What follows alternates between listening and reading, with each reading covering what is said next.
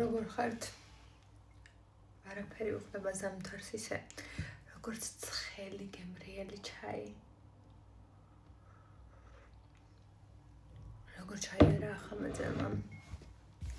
საჯარო გაშლა იქნება სახელწოდებით.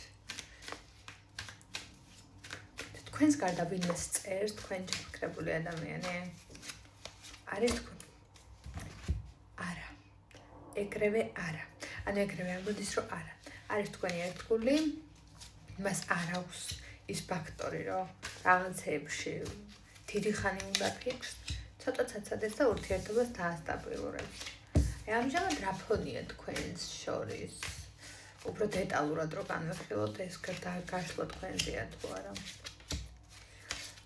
იჩხუბეთ, თქვენი ნდობა დაკარგა, ეხლა აღდგენის პროცესებში არც მწვავ არ ჩამფურს.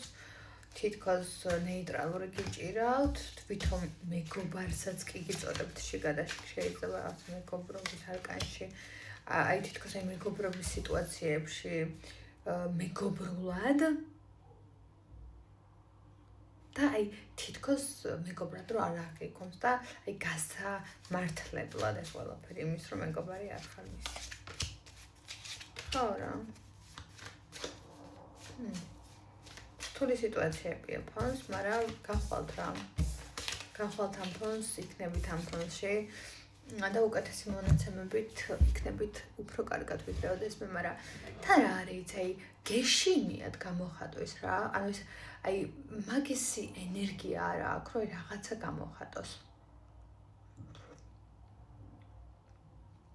მე მგონია რომ უფრო აი არ შეუძლია არა რა. აი საკმარისი სურვილი რომ გამოხატოს, მგონია რომ ეგ ცოტა აი გამომხატველობაში რომ უჭირს და კითხვა რო გიჩნდება. მაგრამ თავარი არის რომ არავის არ წერს და კონცენტრირებული მაინც ჩენზე, მაგრამ ცოტა არა კონცენტრირებული ადამიანია. აი გაფანტულია, იმპლანტიურია ძალიან.